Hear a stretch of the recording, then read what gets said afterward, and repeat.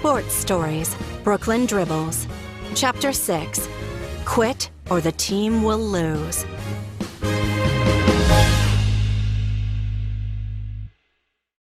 Brooklyn stared at her phone in shock. Who had sent her this mean text? Girls can't coach, especially oafs like you. A player who hated her, obviously. She glanced uneasily around the gym. It was empty, except for 2 janitors who were sweeping, and Marv, who was locking up the equipment closet. Brooklyn pulled back her shoulders. An elementary school teacher had once taught Brooklyn's class how to handle bullies. One thing Brooklyn remembered was to never let bullies bother you.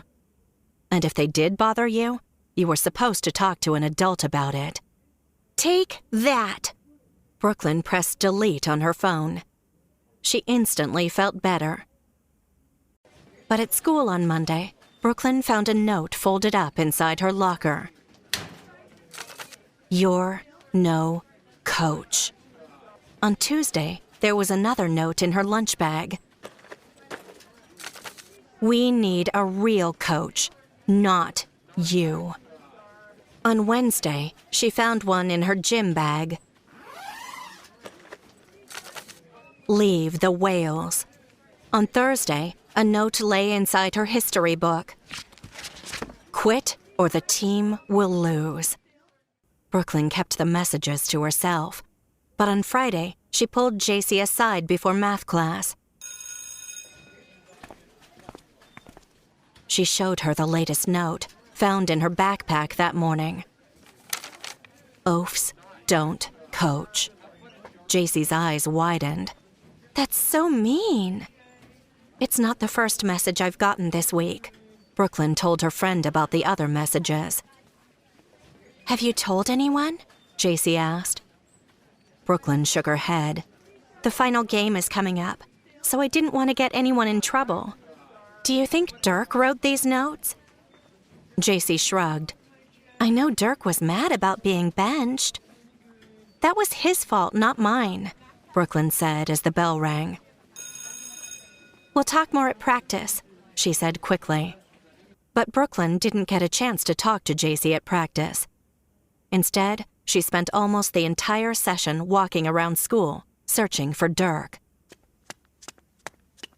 Someone said they saw him in the office, so she checked there. No Dirk.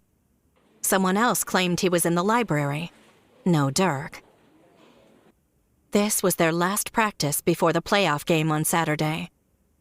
While Marv led the team through the loop play, Brooklyn used the phone in the gym office. She called Dirk's cell phone and his home, but no one answered either number. When Brooklyn went to tell Marv the news, she heard JC laughing out in the hall at the water fountain. She wants to be a professional coach. Really? Stuart laughed.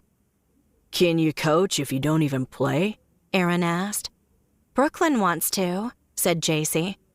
It's her big dream. Brooklyn hurried away before they spotted her. I can't believe JC told them about my dream of coaching, she thought. Tears stung her eyes. It was the truth, but the way JC had said it made Brooklyn feel silly. Were Aaron and Stuart laughing at her? She blinked quickly to keep her tears from spilling. Outside the gym, Brooklyn took a few deep breaths.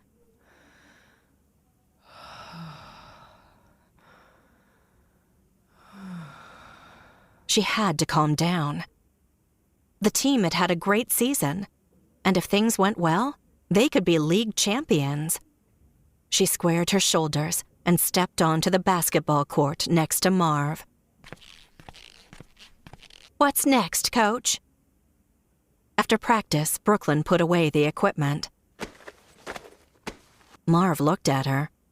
You were awfully quiet today, he said. I was worried about, the final game. And Dirk. We'll be fine, Marv said grimly. With or without Dirk. When Brooklyn reached her house 30 minutes later, she was surprised to see Dirk sitting on her front steps, holding a basketball. "Where were you?" Brooklyn demanded. "Today's final practice was super important." "I went to talk to Coach Tegan," Dirk said, "about the team. And after talking to you, I'm going to talk to Marv." Dirk took a big breath. "I didn't like you giving us plays, but you do seem to know your stuff. I know I haven't been a team player, and I'm sorry." Brooklyn was proud to hear Dirk say she knew her stuff with basketball. "It's okay," she said. "Thanks.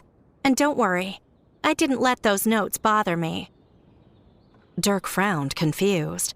"What notes?" Brooklyn studied his face. "You didn't leave mean notes for me? Or text me?" Dirk shook his head. "That's creepy, Brooklyn. I'd never do something like that." "If it wasn't you," Brooklyn began. "What do the notes say?" Dirk asked. Never mind," she said quickly. She was still worried about upsetting the team before the final game. "Anyway, Marv said you'll have to sit out for the first quarter of tomorrow's game because you missed practice. But the Whales still need you for the other 3 quarters." Dirk stood up straighter, but he didn't respond to Brooklyn. He took a one-handed shot over Brooklyn's head. The ball swooshed through the basket over the garage. "Nice shot," Brooklyn said.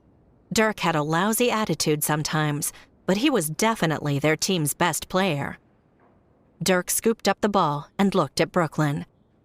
"Coach said I'd better step up for the team and stop being Dirk the jerk.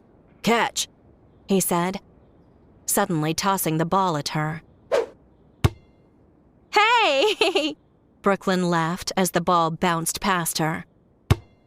"Is that revenge for my giving you a black eye?" "Yep."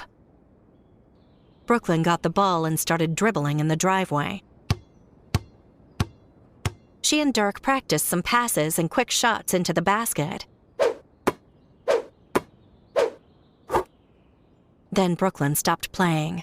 "Don't you love basketball?" "Coach Tegan asked me the same question." Dirk swallowed. "Playing basketball makes me happier than anything else in the world." "I guess I'm thinking like a coach," Brooklyn grinned. "I know some Whales don't like that I'm helping Marv, right?" Dirk nodded. "No matter what, I'm not going to quit. There's just one more game left, and I'm sure I can help our team win the championship. Besides, the end of the season party is at my house." Brooklyn tossed Dirk the basketball, which he caught. "So?" Dirk spun the ball on one finger. "You can help the team too. I've been working on a move that I call a Michael Jordan Jedi jump." Brooklyn jumped from side to side in front of Dirk. Dirk grinned. "Jordan will always be the king of the court. If Jordan were in Star Wars, he could beat Darth Vader." "Yep, and with this move, you might wipe that terrier giant off the court tomorrow. Instead of Dirk the jerk, you'll be Dirk the Jedi." Brooklyn grabbed the ball from Dirk's hands and whipped it around her body. "So, do you want to give it a try?"